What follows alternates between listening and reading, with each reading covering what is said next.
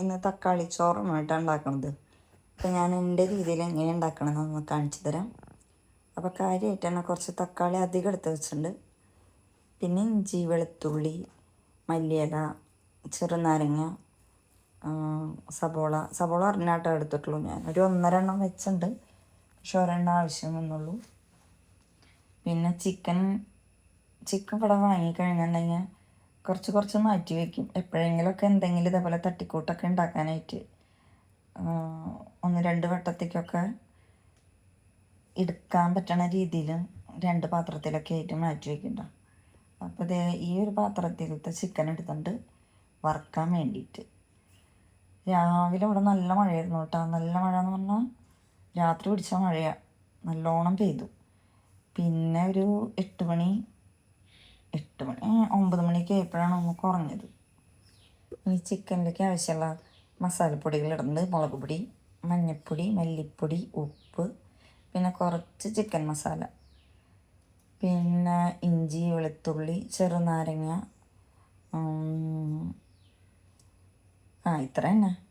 ഇത്രയും സാധനങ്ങളിട്ടിട്ട് ചിക്കൻ നന്നായി പുരട്ടി വെക്കണ്ടോ. അപ്പോൾ ഇവിടെ ഒരാൾ തന്നെ ശല്യപ്പെടുത്തിക്കൊണ്ട് നിൽക്കുന്നുണ്ട്. മാന്തിയിട്ടാണ് നിൽക്കണത്. എൻ്റെ കാൽമ മാന്തി പിടിച്ചോക്കാം. കയറാനൊക്കെ നോക്കുന്നുണ്ട്. കയറില്ല എന്നാണ് ഞാൻ വിചാരിച്ച, പക്ഷെ അവൻ ചാടി. ഇവിടെ ഉണ്ടായിരുന്നില്ല കേട്ടോ. ചിക്കൻ്റെ മണം അടിച്ചിട്ട് എവിടെന്നോ പാഞ്ഞ് വന്നതാ. അങ്ങനെ ഒരു പകുതി ചെറുനാരങ്ങാട്ടാ ഞാൻ പിഴിയണത്. കുരുവൊക്കെ നീക്കിയിട്ടാണ് ഈ പിഴിയണത്. പിഴിയണ സമയത്ത് എവിടെ നിന്നാണെന്നറിയില്ല, വീണ്ടും 2 കുരു ചാടി.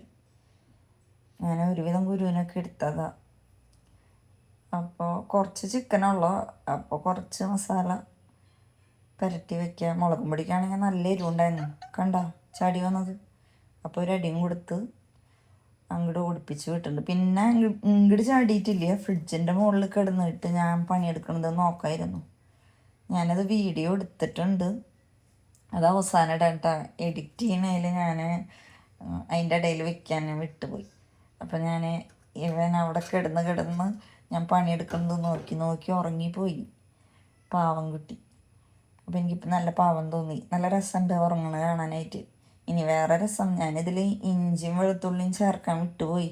ചിക്കൻ എടുത്ത് പുരട്ടാൻ നിൽക്കണ നേരത്താണ് എന്തോ ഒരു സാധനം കൂടി ഇതിൽ കുറവുണ്ടല്ലോ എന്നൊന്ന് സൂക്ഷിച്ച് അപ്പുറത്തേക്ക് നോക്കിയ. അപ്പം നല്ല രസമായിനെ.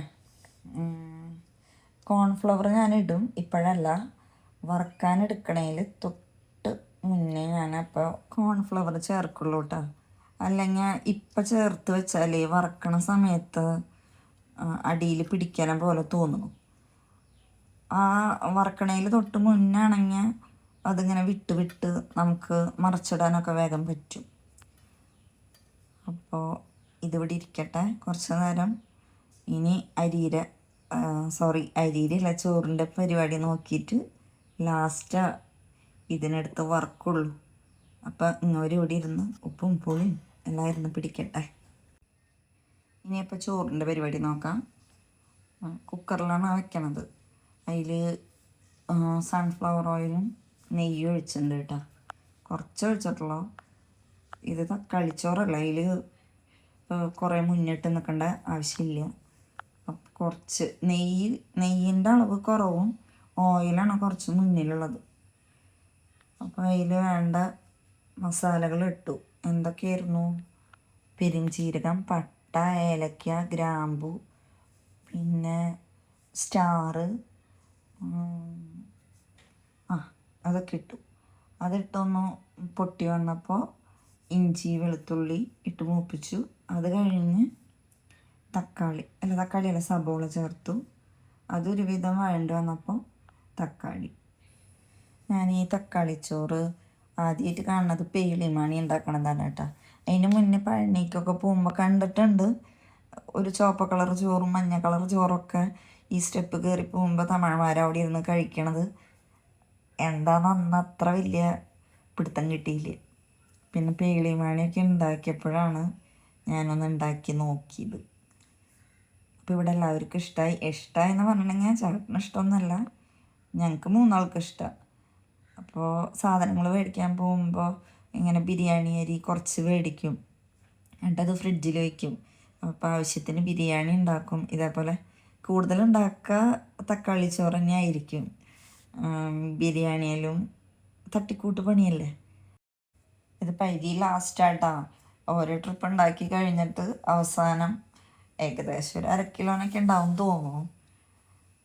അങ്ങനെ ഞാൻ വെള്ളമൊക്കെ ഞാൻ വേറെ അടുപ്പിൽ വെച്ച് തിളപ്പിക്കുകയായിട്ട് ചെയ്തേ.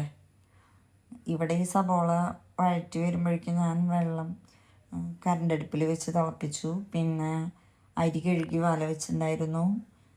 പിന്നെ അറിയാമല്ലോ ഈ സമയത്ത് ഉപ്പ് നോക്കേണ്ടതും, ആവശ്യത്തിന് ഉപ്പിടണം. ഉപ്പ് ഇത്തിരി മുന്നേ നിൽക്കണം.